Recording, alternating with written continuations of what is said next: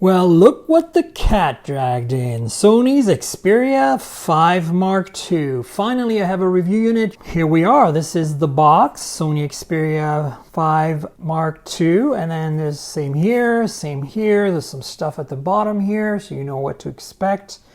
Triple cameras, 12 megapixel each, 8 megapixel front. Got a full HD OLED display, and I believe this has 120 Hz refresh rate. And we have a 4000 milliamp hour battery, Snapdragon 865 with 5G, not in the US, but anywhere else, IP water resistance. And there's an iMac on the top here. Let's get started. Dun, da, da, da. Nothing in here. Here's the phone. Here's a divider.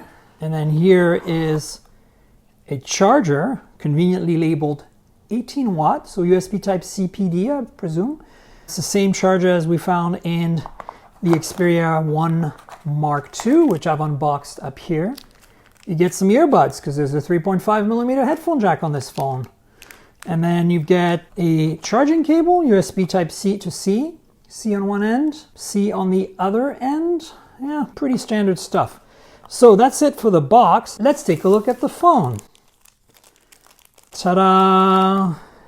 And good, no iMac sticker in the back. So this is a very dark phone, very much like the Xperia 1 Mark II. So in fact, this is pretty much the Xperia 1 Mark II, but with a smaller display size, and instead of like a 4K display, it has a 1080p panel but 120 Hz, which I think is probably the better option. It's also a pretty reasonable size display at 6.1 inches. So let's turn this on and have a look.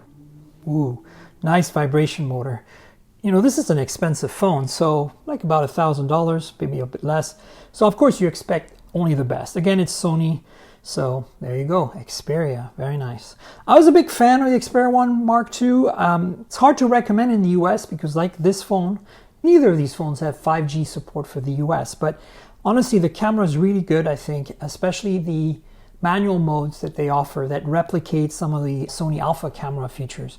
So as you can see, this display is AMOLED, 120 Hz, 1080p, super nice display. There's a small chin and forehead, but it's symmetric. There's no notches or punch holes.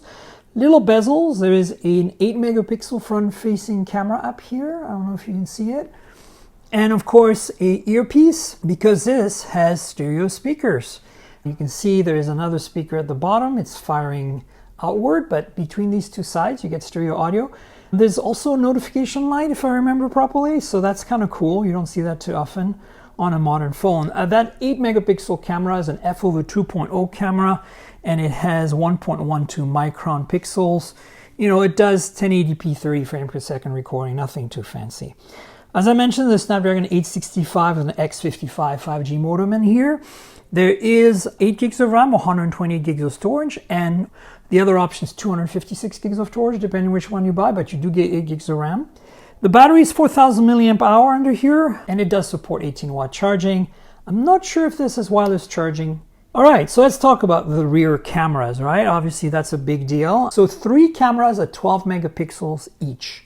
And as you can see, there are T-Star Zeiss lenses, which is a pretty big deal. You also have like a light flicker / color balance sensor and an LED flash. The NFC logo here. So yeah, main camera is f/1.7, 12 megapixels, 1.8 micron pixels, so really large pixels.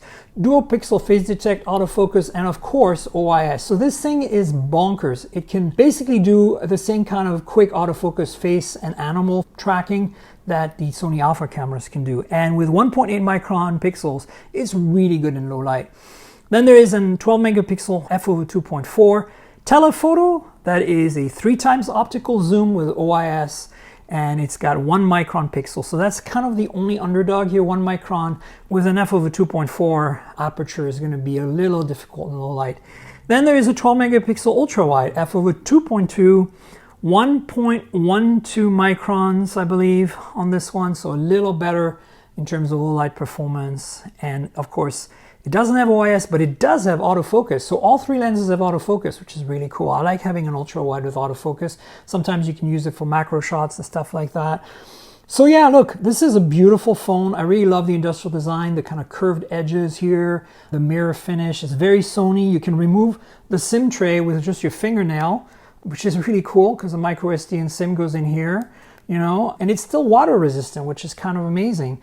So let me walk you through the edges. You've got the volume rocker here and the power lock key with a fingerprint sensor. It is interesting because it's an OLED display, but they chose to not put the fingerprint sensor under the display and put it in the power lock key.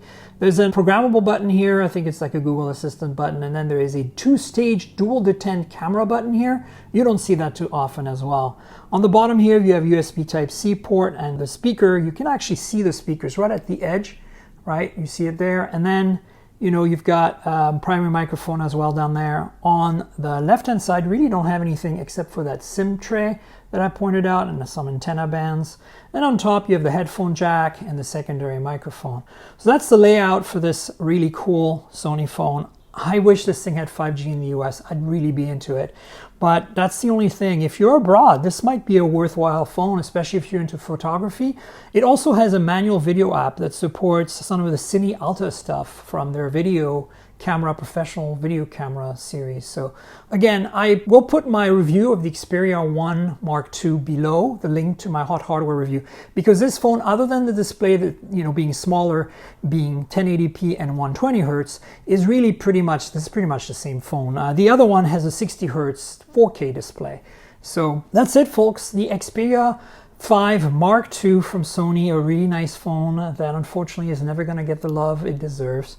But again, Sony, bring us a phone with 5G for the US, even if it's unlocked. Samsung can do it, so you're Sony. I know you don't sell a lot of phones, but anyway, stay tuned for more, folks. Tell me in the comments below, would you buy this phone? You know, even 5G or not, would you care? Are you into photography enough that it matters to you here in the US? What about abroad? Tell me. Like, subscribe, tell your friends, click the little notification bell, have more videos soon. And remember, this is a compliment to my podcast at mobiletechpodcast.com. So please go there and subscribe as well. We're on Google Podcasts, Apple Podcasts, Pocket Casts, and Spotify. So you have no reason not to join. If you want to hear my thoughts on this phone, listen to the podcast. That's it, folks. Stay tuned for more videos soon. And until then, cheers, everybody.